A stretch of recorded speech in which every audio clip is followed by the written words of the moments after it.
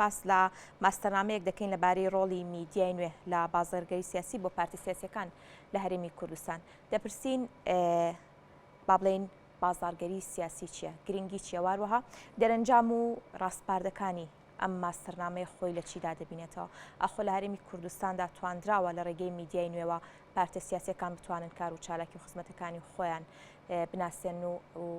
کار لەسەری بکەن. تایبەت بەم بابەتە کرمانج ڕەسوول خاوەن بڕوانامەی ماستەر لە سوودی بەیانی کوردستان نیوزمیانە. کا کرمانج سپاس بۆ ئامادەبوونت بە خێراتی. زۆر سپاس. دەمەوێت سەرتا پێناسەیەک لە بازارگەری سیاسی بکەین. مەبەست لێ چییە؟ بەڵێ بەر لەوەی باز لە بازارگەری سیاسی بکەین با باز لە بازارگەری بکەین لە بوارە ئابرووی و بازرگانیەکەیدا دواتر دێنە سەر باسی بازارگەری سیاسی. بازارگەری خۆی مێژوێژی زۆر کۆنی هەیە لەگەڵ دەستکردنی مرۆڤ بە قسەکردن و وێنە کێشان و دواتریش نووسین هەمیشە هەوڵی داوە قەناعەت بە بەرامبەرەکەی بکات و بەرامبەرەکەی ڕازی بکات. بەڵام وەکو زانستێک لە دوای ساڵی 1992ەوە خراوەتە ناو پرۆگرامی خوێندنی زانکۆکانی ویلایەتە یەکگرتووەکانی ئەمریکا. ئەمە وای کرد کە بازارگەری زۆر گەشە بکات و کۆمەڵێک کۆمپانیای گەورەی بازرگانی گرنگی زۆریان بۆ ئەو بوارە هەبوو. بەڵام بازارگەری سیاسی لە دوای ساڵی 1952 دەردەکەوێت ئەو کاتێک کە 34مین سەرۆکی ویلایەتە یەکگرتووەکانی ئەمریکا دوای ئێزنهاوەر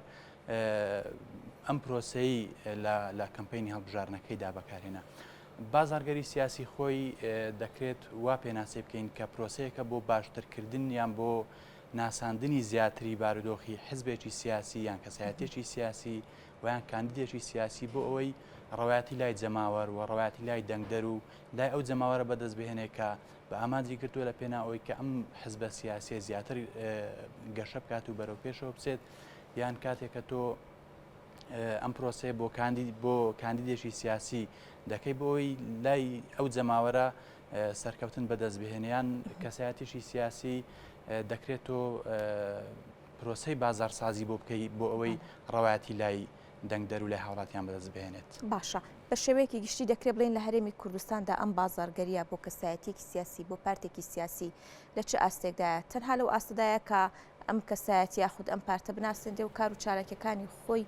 بە خەڵک بناسێنێت پێناو خزمەتکردن یاخود دیوێکی دیکەشی هەیە؟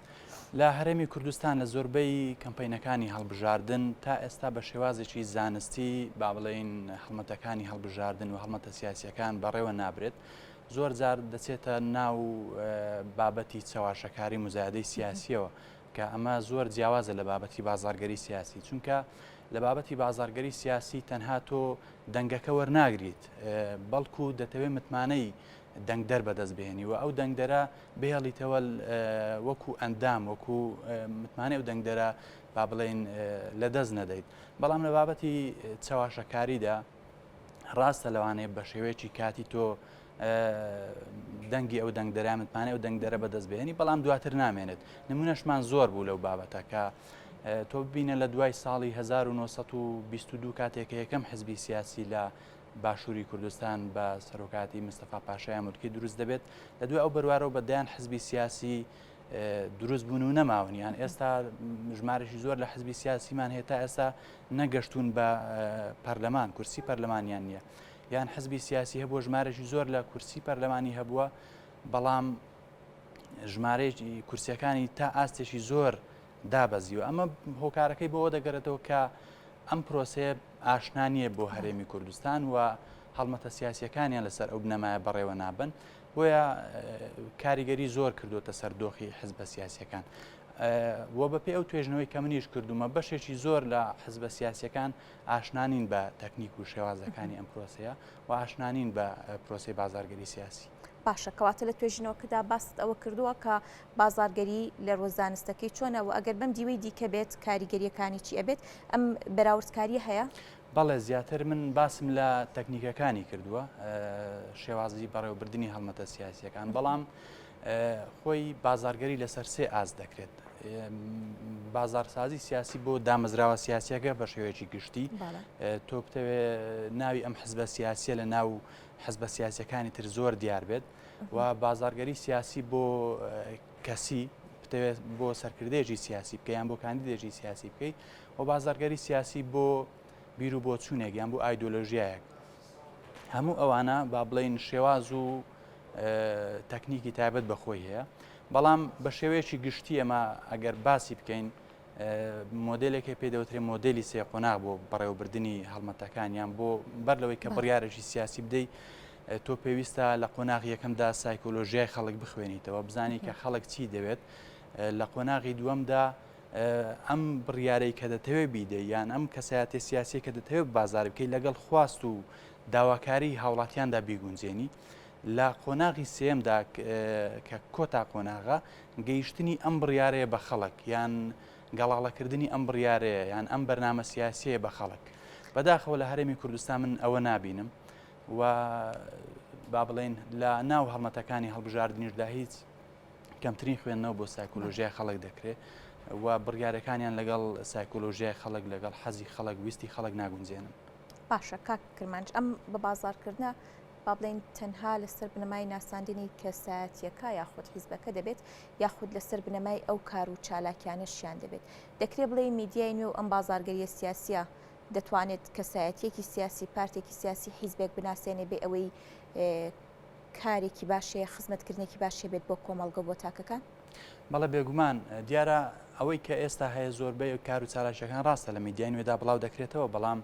خۆ بازارسازی سیاسی تەنها لە چوارچەوەی بڵاوکردنەوەی کار و چالاشیدا خۆی نابینێتەوە ئەمە پرۆسەیەکی بەردەوامە ئەم پرۆسەیە لە دوای با بڵێن کەمپینەکانی هەڵبژاردنەوە تا هەڵبژاردنێکی تر ئەبێ ئەم پرۆسەیە بە بەردەوامی هەر هەبێت چونکە تۆ کاتێکە متمانەی دەنگدەر وەردەگریب دەنگدەر لە دوای ئەوەی هەڵبژاردن پێویستی بەوەیە کە پاداش بدرێتەوە چۆن پاداش دەدرێتەوە بۆ پاداش دەدرێتەوە کە وەڵامی خواست و داواکاریەکانی بدرێتەوە یان کاتێککە تۆ بەڵێنێکت داوە لە کاتی هەڵبژاردندا ئەگەر ئەم بەڵێنە جێبەجێژ نەکرێت پێویستە تۆ بە خەڵکی بڵێ لەبەر ئەم هۆکارانە نەمتوانیوە کە ئەم بەڵێنە جێبەجێ بکەم و کار دەکەم بۆ هەڵبژاردننی شتر کە بتوانم ئەمە جێبەجێ بکەم بەڵام لێرە من پرۆگرامی زۆربەی حزبە سیاسیەکان لە کاتی هەڵبژاردندا دەخوێنمەوە هەمووی بەشێکی زۆری هاوشێوە یەکن ینی جیاوازیان نییە لە ناو بازارگەریشدا خۆی قسەیەکێ دەڵێ جیاوازی دروست دەکات تیشە خستنە سەر جیاوازەکانە لە ناو هەڵمەتەکانی هەڵبژاردندایان لە ناو ئەم پرۆسی بازارسازیەدا کە بەداخەوە ئەم جیاوازیە زۆر کەمە و بەرنامەی زۆربەی حزبە سیاسیەکان هاوشێوەی یەکە ئەمەیان تا ڕادەیەک من ناتوانم کە بڵێم بازارسازی تەنها لە بڵاوکردنەوەی کار و چالاشیدا ئەگەرنا کەواتە لە چ دیوێکی دیکە ئەم بازارگەری خۆی دەبینێتەوە بازارسازی خۆی لە بوارە بازرگانیەکەیدا ئەگەر کە بڵێن کۆمپانیایە کاڵایەکی بازرگانی بەرهەم بهێنێ لە ناو حزبی سیاسیدا ئەم بەرهەمە بێ بە بەرهەمێکی سیاسی کاندیدێکی سیاسی زۆرجار ئەمە بەرهەمی سیاسی ئەم حزبەیە پەیامێکی سیاسی ئەمە بەرهەمی سیاسی ئەم حزبەیە کەواتە لەم ڕووە زۆر هاوشێوان لە دوای ساڵی 1952ەوە کە لە کەمپینی هەڵبژاردندا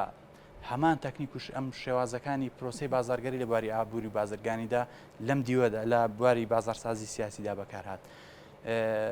بۆیە زۆر گرنگە لێرەشکە ئەم تەکنیک و شێوازانە بە شێوەشی زۆر باش پەیڕەو بکرێت باشە پەیڕەونەکردنی ئەو تەکنیکانە لە ئێرەدا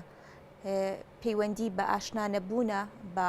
بازارگەری سیاسی لە دیوە زانستەکەی یاخود هۆکاری دیکەی لە پشتە من بەپێی ئەو توێژنەوەی کە ئەنجامم داوە 5 حزبی سیاسیم لە هەرێمی کوردستان وەرگرتووە لە ناو حزبە سیاسیەکانیش مەکتەبەکانی ڕاگەیاندن و هەڵبژاردنم وەرگرتووە بەو پێی کە ئەم دوو مەکتەبە دوو دامەزراوی تایبەتن بە پرۆسی بازارگەری سیاسی و بە بەڕێوەبردننی هەڵمەتە سیاسیەکان بەداخەوە بەشێکی زۆر لە کادرانی پەیوەست بەم بوارە ئاشنانین بە تەکنیک و شێوازەکانی پرۆسی بازارگەری سیاسی کە ئەمە ژوای کردووە کاریگەری لەسەر بڵاوکردنەوەی پەیام و بیری حزبە سیاسیەکان هەبێت. باشە ڕەنگە لە گفتوگۆکانمان باسمان لە هەندێک ئەنجامی توێژینەوەکە کرد بێت بەوردەکاری ئەنجامی توێژینەوەکە چیتری لێ بەدەست هاتووە ئەنجامەکانیم توێژنەوەی کە من لەبارەی میدیای نوێ و بازارگەری سیاسی و پەیوەندیەکانی ئەم دوو بوارم خستۆتە ڕوو و هەوڵم داوە کە بزانم حزبە سیاسیەکان چۆن سوود لە میدیای نوێ ئامرازەکانی میدیای نوێ وەردەگرن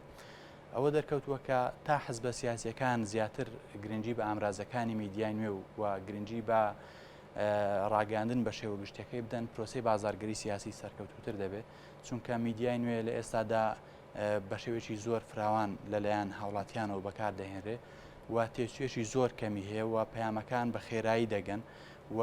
پرۆسەی وەرگرتنەوەی فیدباک زۆر ئاسانترە ئەگەر جاران دامەزراوی تایبەت بۆ وەرگرتنی فیدباشی هاوڵاتیان دروست کرابێ. ئێستا لە ماوەی زۆر کووردا دەکرێت فیدباشی هاوڵاتیان و جەماوەەر بزانی و زۆربەی هەر بە پێ ئەو زمانە زۆربەی حزبە سیاسیەکان ئاشنانین بەو بوارە و بابەتی بازارگەری و سیاسی و بابەتی هەڵمەتەکانی هەڵبژاردن لە ئاستێکی زۆر سەرەتاییدا بەڕێوە دەبرێت. ڕاستە میدیای نوێ و ئامرازەکانی میدیای نوێ بەکار دەهێنرێ، بەڵام بە شێوکی زۆر سەرەتایی وە گرنگی نەدراوە بە تەکنیکەکانی پرۆسی هەڵبژاردن و هەروە بە ڕێژەی لە سەدا 40 میدیای نوێش ڕۆڵی هەبووە لە پرۆسی بازارگەری سیاسی لە هەرێمی کوردستان. باشە ئەمە با بڵێن دەرەنجامەکانی بوو ڕاستپاردەکانی خۆی لە چیدا دەبینێتەوە؟ ڕاستپاردەکان لە کۆتایی توێژینەوەکەدا لە ژێر بنەمای دەرەنجامەکانی توێژینەوە من گەیشتم بە یان چەند ڕاستپاردەیەکم بۆ حزبە سیاسیەکان هەبووە. یەکێ لەوانە ئاشناکردنی کادرانیانە بە پرۆسی بازارگەری سیاسی وەکردنەوەی خول و دەوراتە بۆ ئەندامەکانیان بەتایبەت مەکتەبەکانی ڕاگەاندن و هەڵبژاردننی حزبە سیاسیەکان و هەروەها لە پرۆسەکانیشیاندا زیاتر گرنگی بدەن بە بابەتی تەکنیک و شێوازەکانی پرۆسی بازارگەری سیاسی. بەڵێ سپاس دەستەکان خۆش بێ، زۆر سپاس بۆ ڕوونکردنەوەکان، سپاس بۆ کرمانچ ڕەسوڵ خاوەن بڕوانامەی ماستەر بە خێراتی.